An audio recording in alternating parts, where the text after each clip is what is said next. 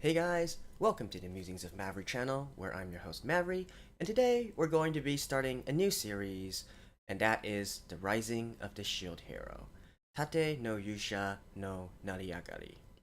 Now, the first episode is due to premiere on January the 9th, but Crunchyroll has what it's called an early preview episode out, which is what the first episode, except they don't have the opening and ending to it. At least that's what I've gathered, anyways. So the first episode is a 1 hour special, so in that's on TV, right? So if you cut out all the advertisements and also the opening endings, this is about what you get, which is around 45 minutes.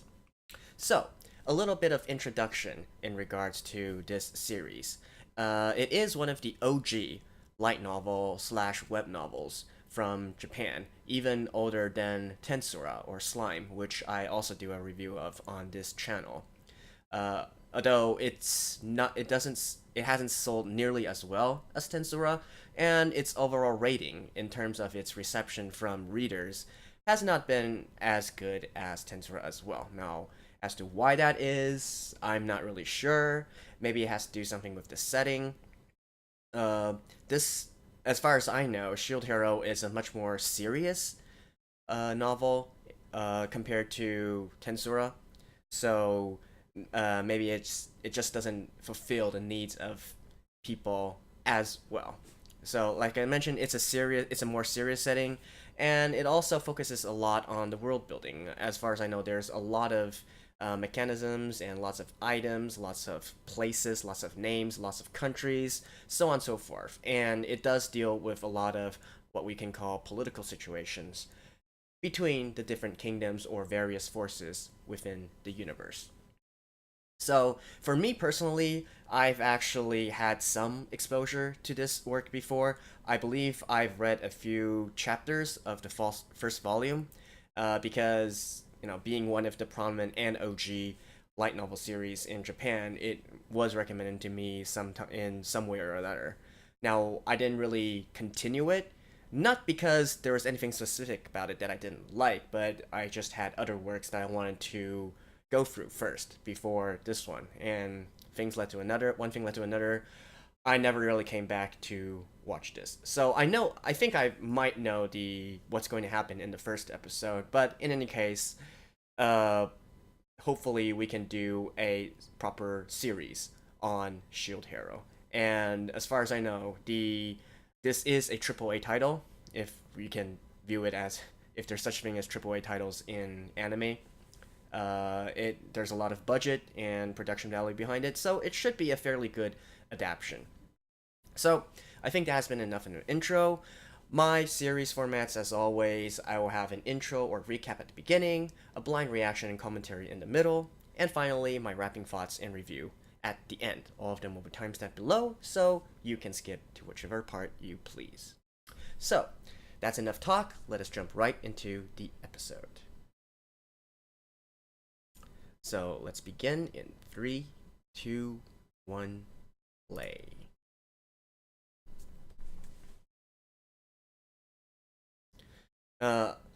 Oh, by the way, this is an isekai work, so that means the main character comes from another world, basically our modern world, our current world, into this fantasy world.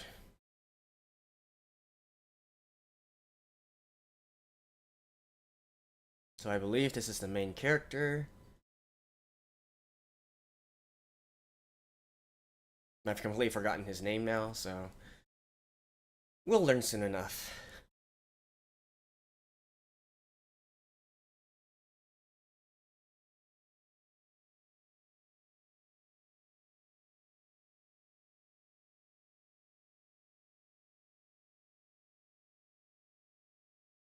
Good morning.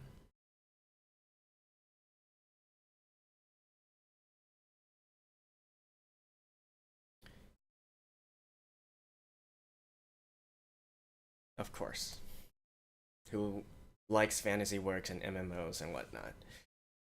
I wouldn't say that Shield Hero is particularly influential in the isekai genre, but it did start out around the same time of the isekai series boom within web novels and light novels.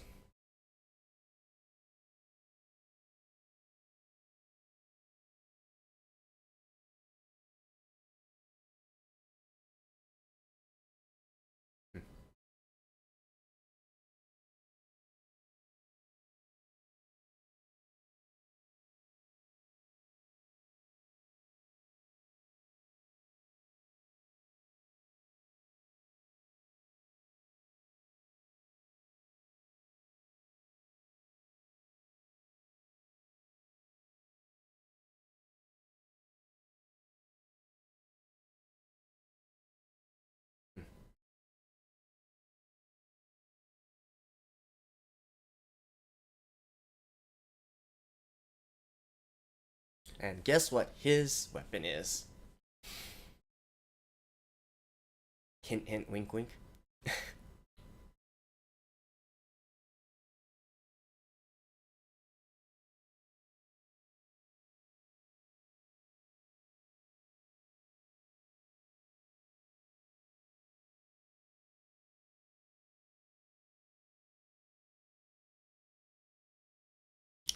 Congratulations, you have just became the shield hero.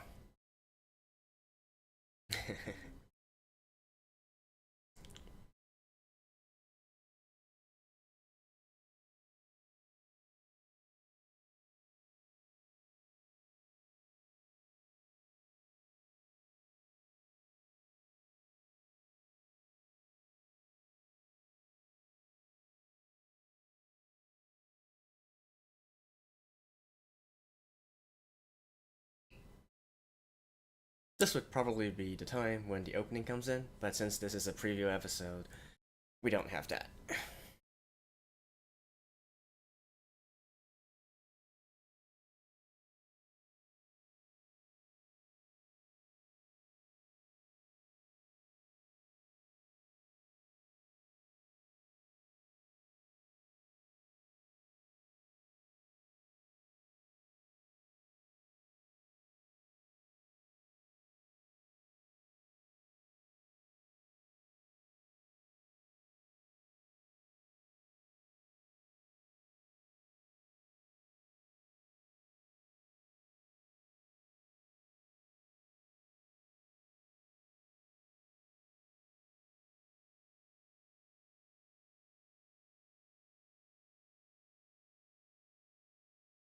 So the other three have some quick thinking to them.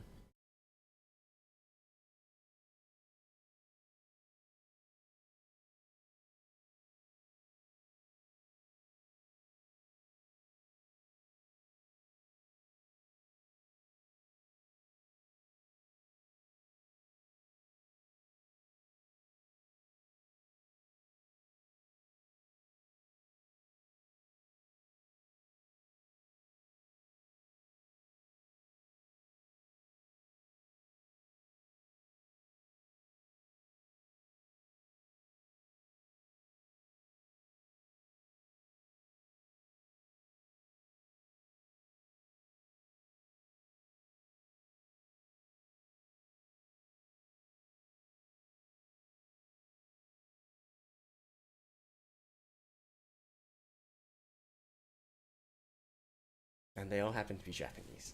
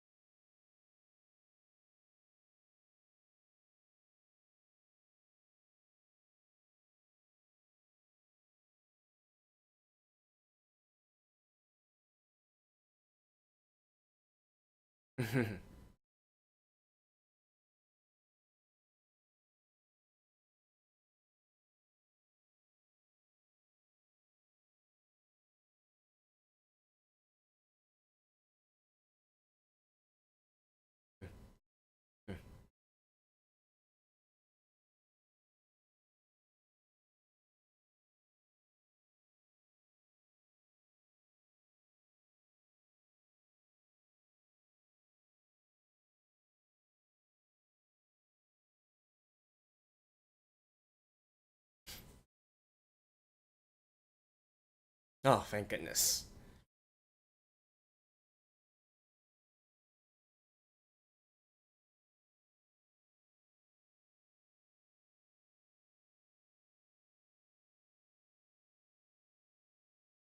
Hey, it's tower defense.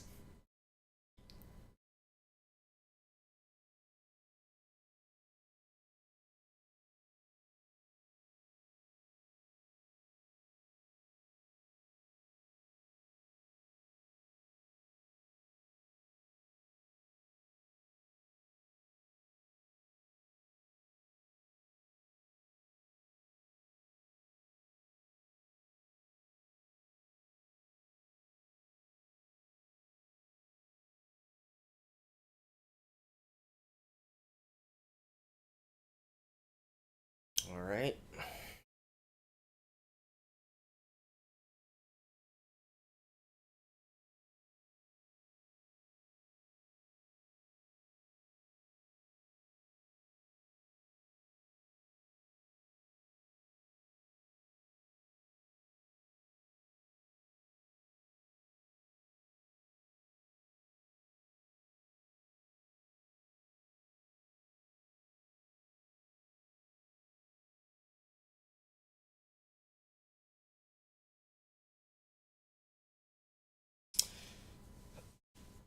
Uh,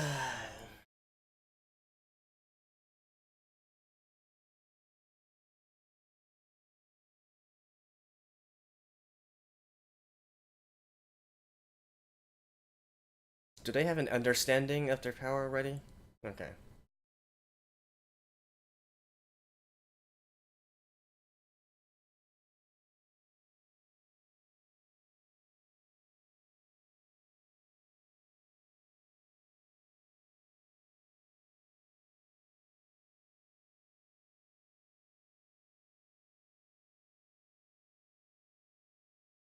Hmm. Like a game, basically.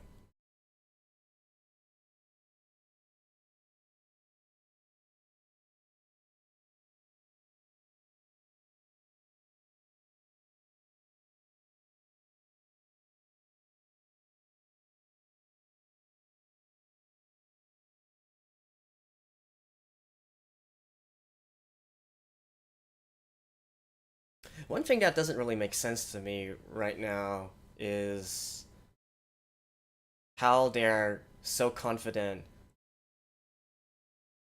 how they are so confident that they're not going to be, forced into doing stuff when they don't even know their own abilities.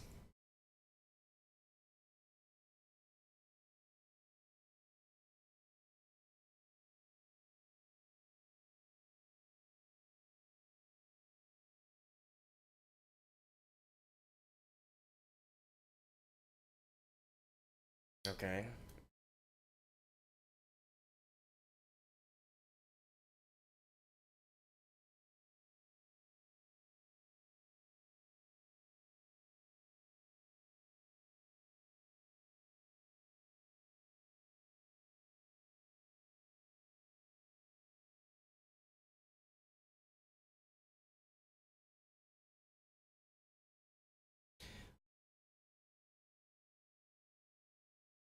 And as you just to talk a little bit about the meta situation about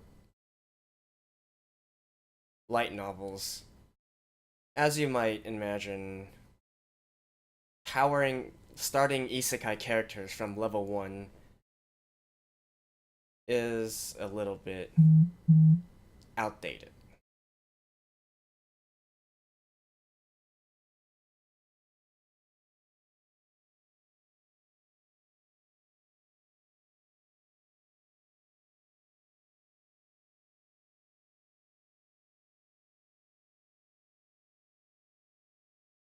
I'd say VR MMO.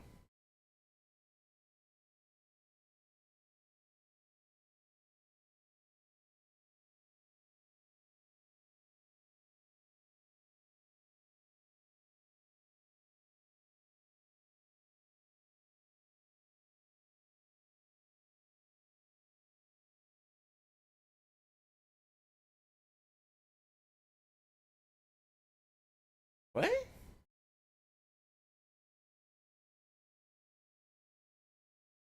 Oh, really? Okay. I did not remember this part at all.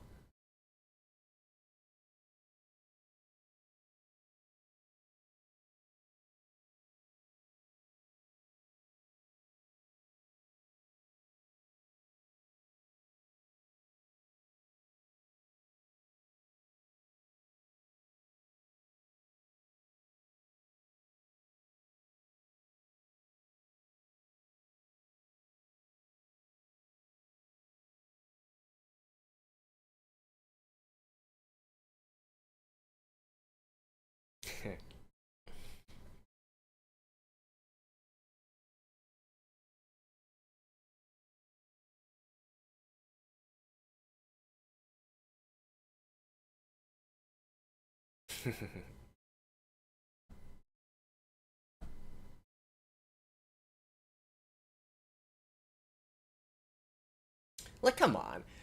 How is that even possible? Like, do you not have any concept of tank characters?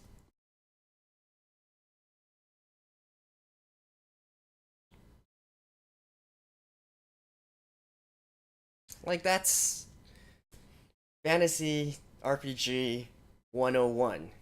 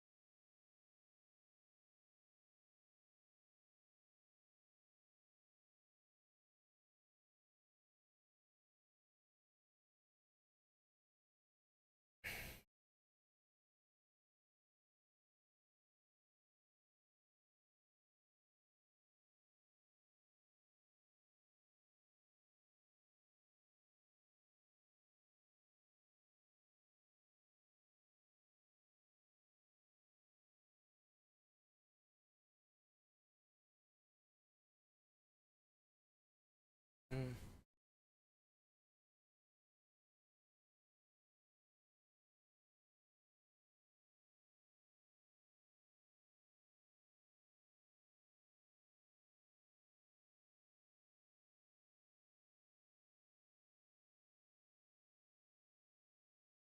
no what?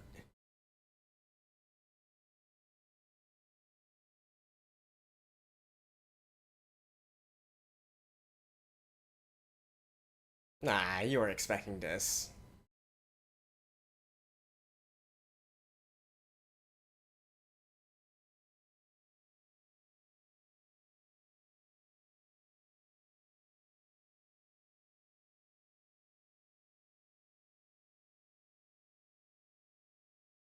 Well, that is true. You're the only one who hasn't played a game similar to this.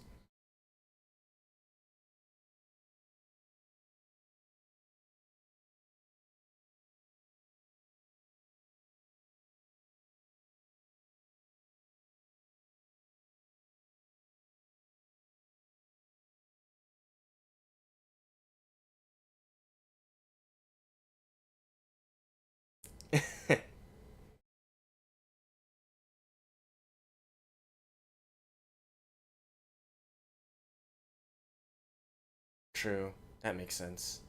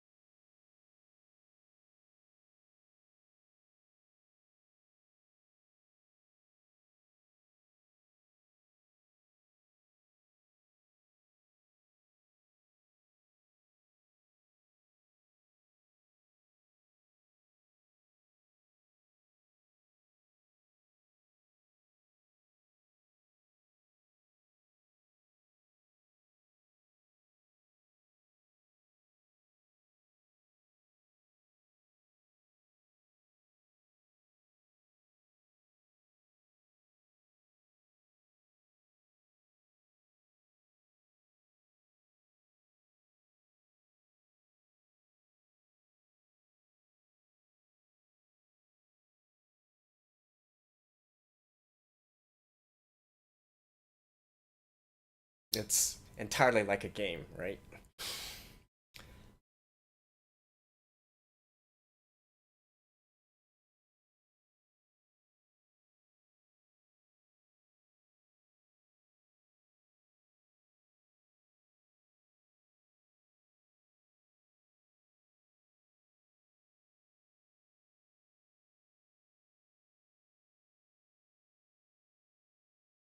Fine, Sufia.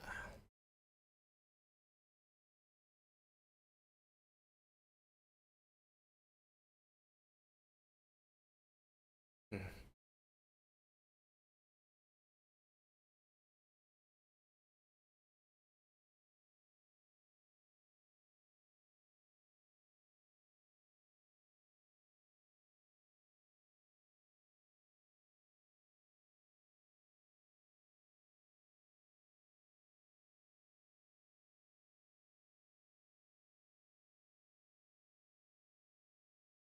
Okay, magic. Again, as with all fantasy series, something that you should always keep in mind is what kind of mechanisms, what kind of settings this world has.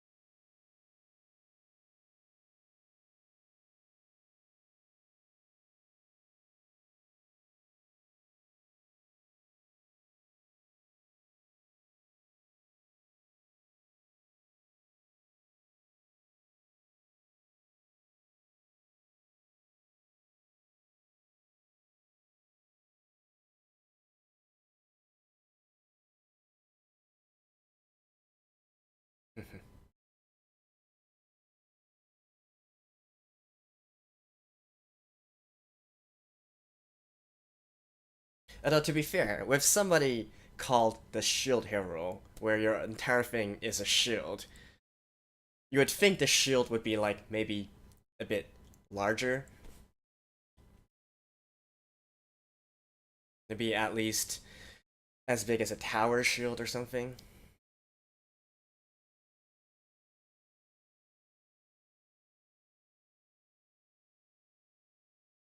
Okay.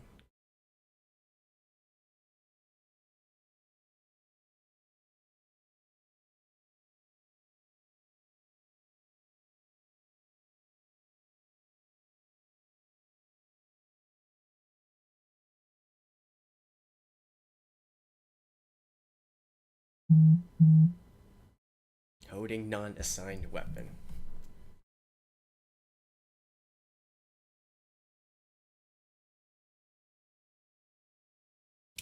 Well, there are offensive shield moves. Shield bash is something that does exist in the real world as well. Seriously, this is barely bigger than a buckler.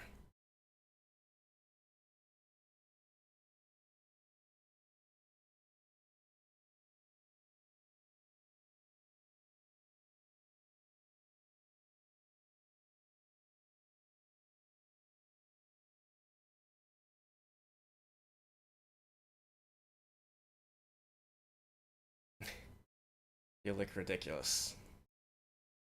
Chainmail. Right.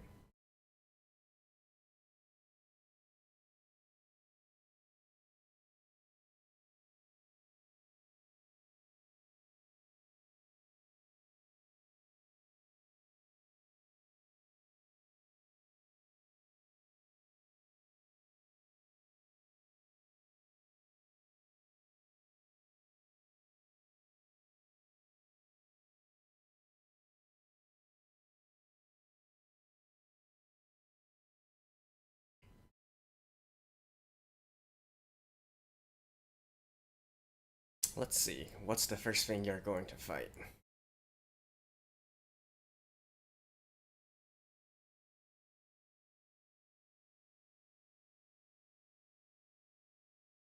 Rats?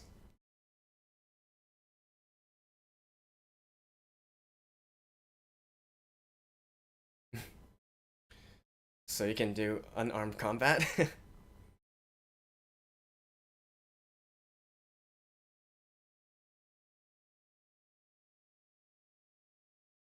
um, Surely there's something like party experience, right?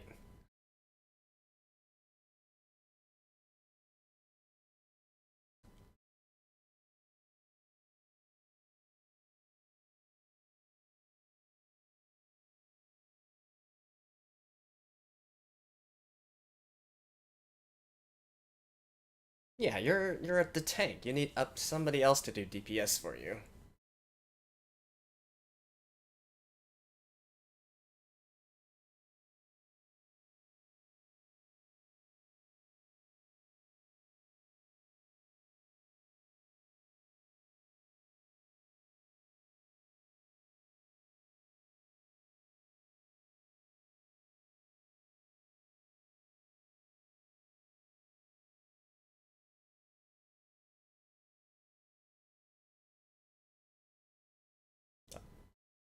I assume this follows a 100 system.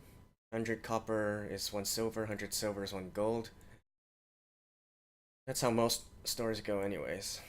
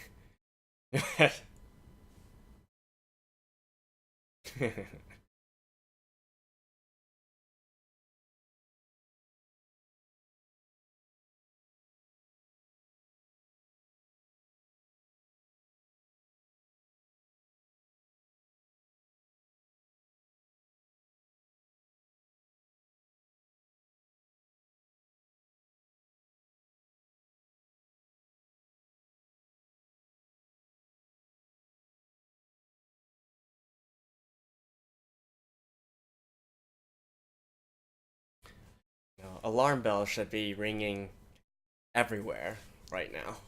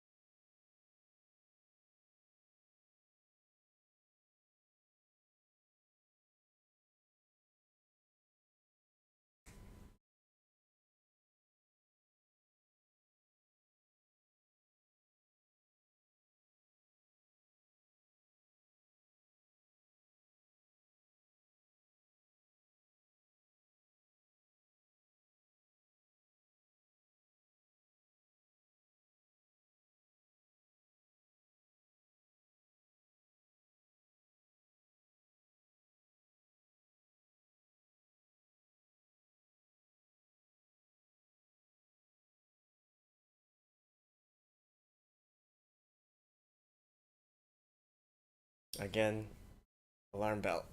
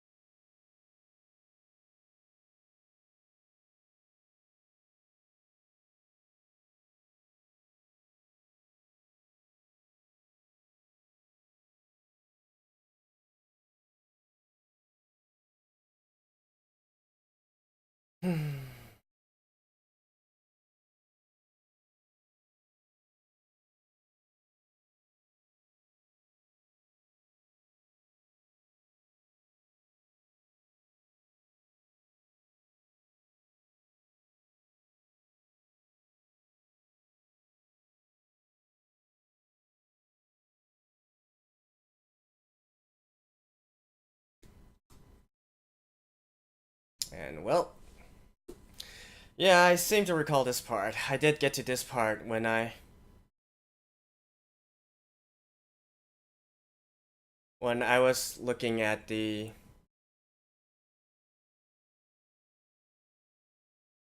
was looking at the light novel.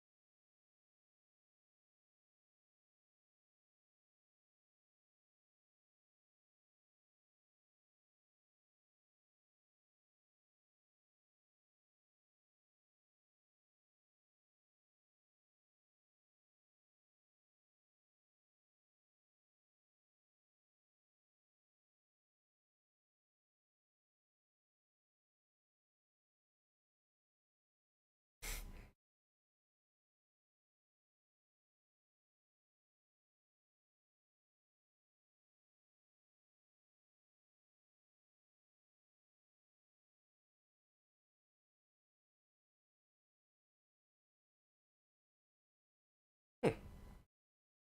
The archer. Okay.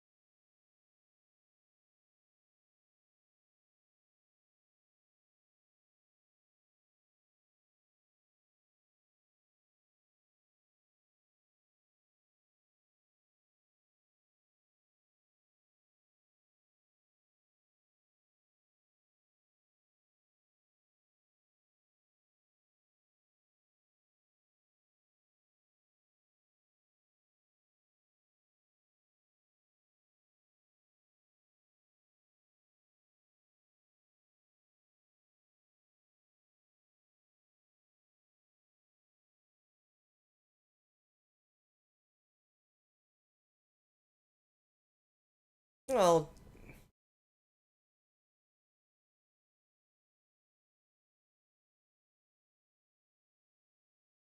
and you two are also, if you're really that smart, right?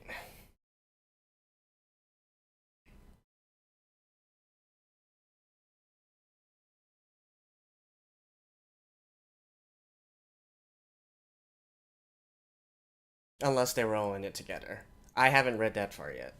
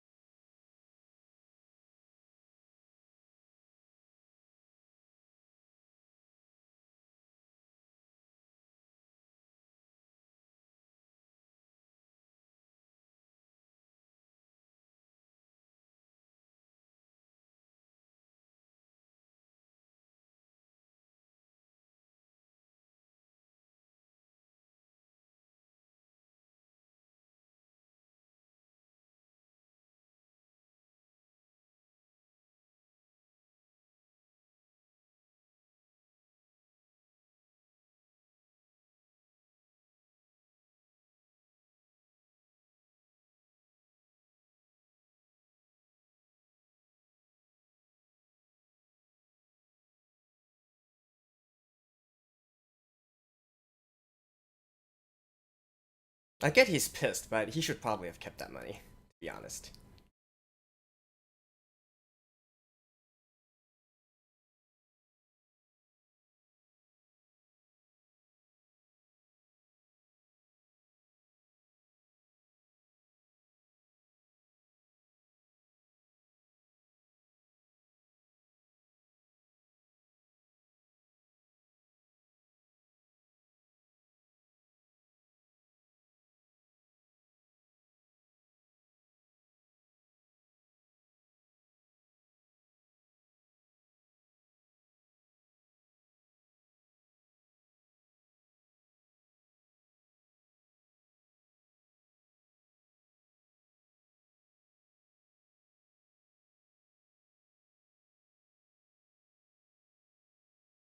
He probably will repay it someday.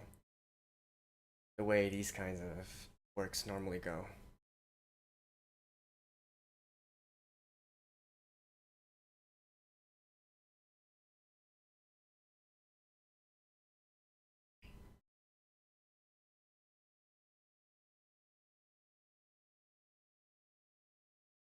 I wonder if Shield Hero did kind of start the revenge genre though. Level 2?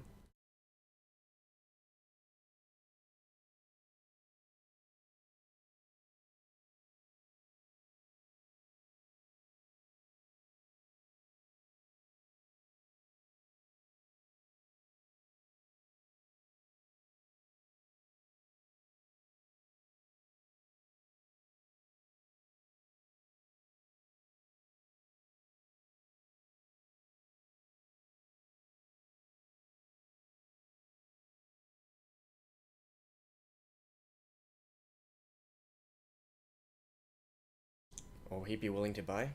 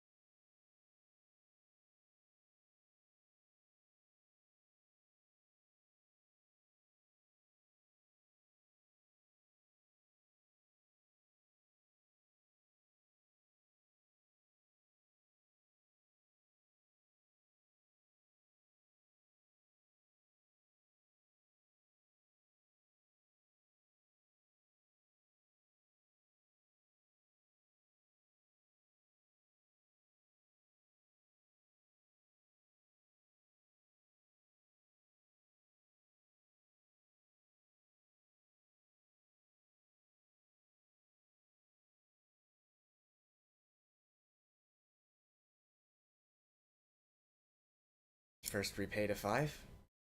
Yeah.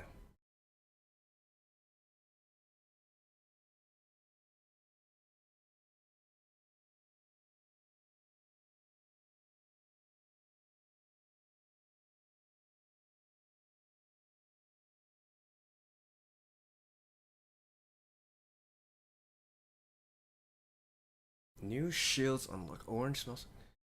Ooh, a skill tree.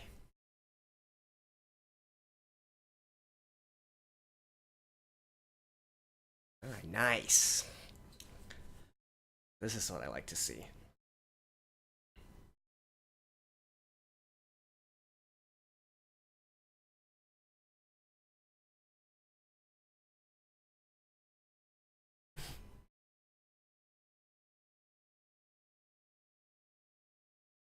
Foraging skill, huh. So this is like a Swiss Army shield.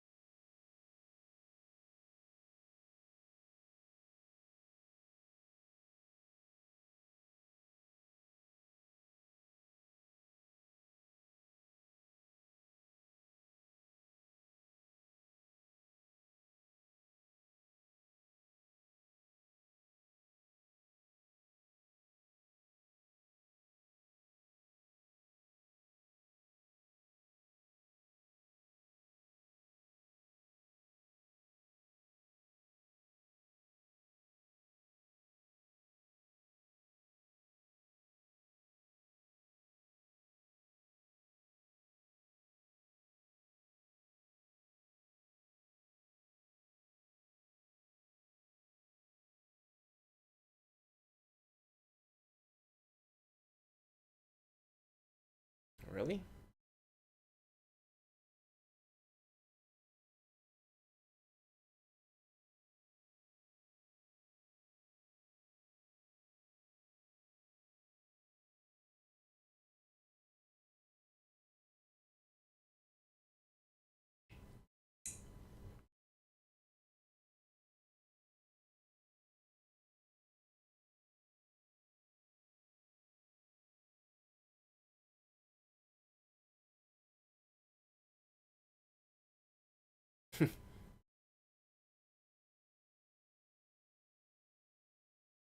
Yeah, you need a party.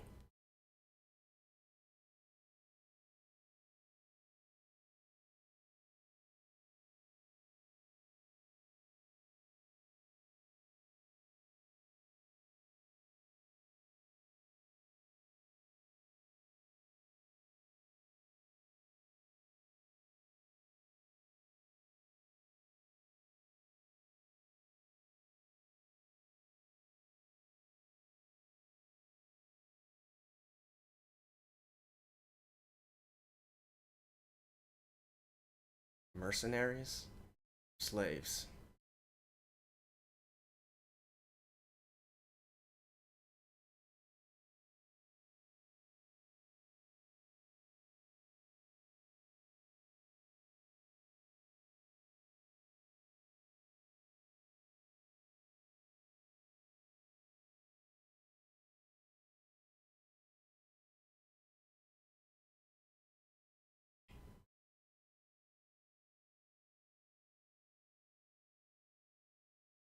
Circus? Then I'm guessing slaves.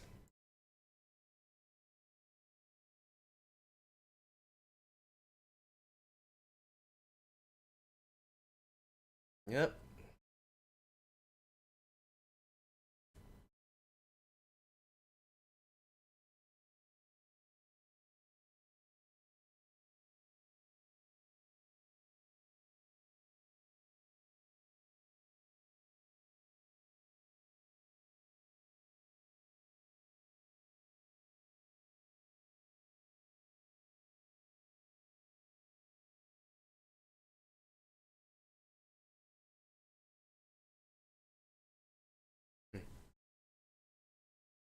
Now, see, the funny thing here is he said that they can't lie or betray their master, right?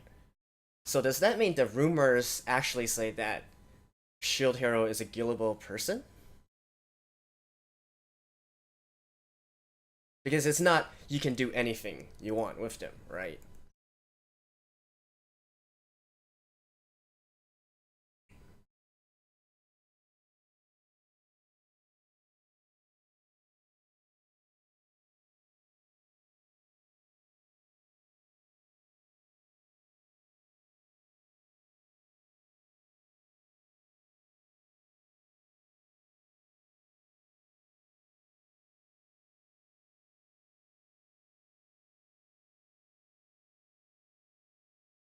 You know, racial matters and prejudice are common tropes in fantasy, so not surprised. And of course, it has to be a cute girl, right?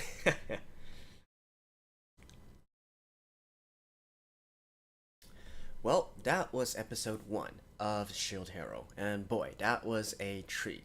I definitely feel that it was a well executed anime, and it even left off at just the correct point with a cliffhanger that kept you wanting for more. So let me go one step by step and one by one through what I felt were the best parts to me and also some observations I made. So first of all, I love that they used a gamification system in regards to the characters. Of course, this has to do with the story setting as a whole. They deliberately set it up that way to be sort of game-like. But if any of you have followed my Tensor series, Slime series, then you would know that that is one of my major gripes about that series, right? Even though there seems to be a lot of stuff going on, there's no good way for us viewers to keep a track of everything. And here, well, it's built in, right? It's built into the story, so you can easily look at it and see what kind of skills they have, what kind of levels they are at, what are their strengths, and we can also immediately know the relative strengths of one versus the other, right? So absolutely love this kind of thing. The numbers itself, I actually went back and checked every single one. I didn't find anything particularly interesting. Um, I did feel it was kind of weird that they sort of mixed what we can call final numbers if we're using a game reference, right? Normally your attack, physical defense, magic defense, these kind of things would be what we call final numbers, right? They're an accumulation of your other stats and attributes, stuff like strength, dexterity, wisdom, so on and so forth. Here they seem to just give that, but they also give a stat called dexterity. So not quite sure what that is, but I guess it's just for convenience sake. They don't want to make it too detailed. I guess the author didn't want to do that, so he sort of mixed it together. One thing to note is that there are both MP and SP in this world. So this means that immediately there's not only skills for magic casting characters, right, for magicians and so on and so forth, but also with SP, this normally means that physical attacking classes such as sword people who use swords, people who use shields, they would also have some sort of skill as well. So it's not just your basic thrust or slash, but they will have some skill names basically. So that's, I guess, one thing that we can immediately infer, judging from this stat sheet. And then also, I guess on a kind of related note, so the shield hero is basically not very well received, right? I'll talk more about that later when we get to the story part, but here it's obvious that the entire country, or maybe even the entire world, and also the other legendary heroes have some sort of bias against the shield. So it's just a defense class, and they look down on it. Now, coming from a gamer perspective, right? To me, that's ridiculous. And, like, tank classes are a must in whatever kind of party, and especially in more, I guess, hardcore kinds of games, you would generally need to have a dedicated tank character. Anybody who's played any MMORPG within the last, I don't know, 20 years can probably attest to this situation. However, if so, it got me thinking, right? So, under what kind of circumstances would a shield hero, somebody who basically tanks everything, be maybe kind of useless? Uh, in this case, we can probably infer two other things. One is that there are probably no casting times or invocations during casting a spell, right? Because one of the main reasons why you would need a tank character is to provide the space and time for mage characters or DPS characters to properly set up their spells and so on and so forth, right? So since this is a world setting where defense is so uh it's not highly regarded, right? It's viewed with a dismissal kind of tone.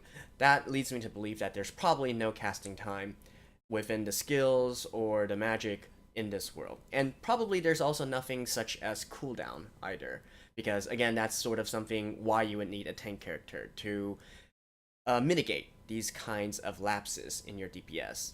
So maybe that's true, maybe that's not. I would think that would be true. Otherwise, it wouldn't really make sense for defense to be so lowly valued. But we shall see. We shall see. Some other settings, such as I really like the concept of the waves. You could say, the waves of destruction, waves of monsters, because it accomplishes two things. One is that it gives an immediate danger to the situation. So, compared to some other series, which start out very slowly, here you're put right into the action. You have a mission here. You have the danger right here. Let's go. Let's get the ball rolling. Right now, I think they probably would have to change the formula a little bit.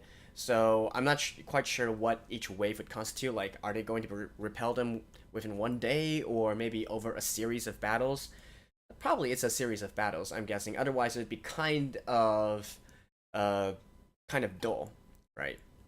And if in order to make things interesting, I would be guessing that each wave would be progressively stronger with new challenges that you need to face, similar to a tower defense game where waves will keep on incoming and grow stronger and stronger. You need to also improve your defenses to face it. So that in itself, I guess it's if you want to criticize it, you could also say it's a kind of lazy way of writing. But basically, it makes the conflict into a sort of automatic mode, right? So you don't need to put too much thought into it, into thinking of new situations. It's just always going to be there. So is it good? Is it bad? We will have to know once we actually get to the waves of attacks.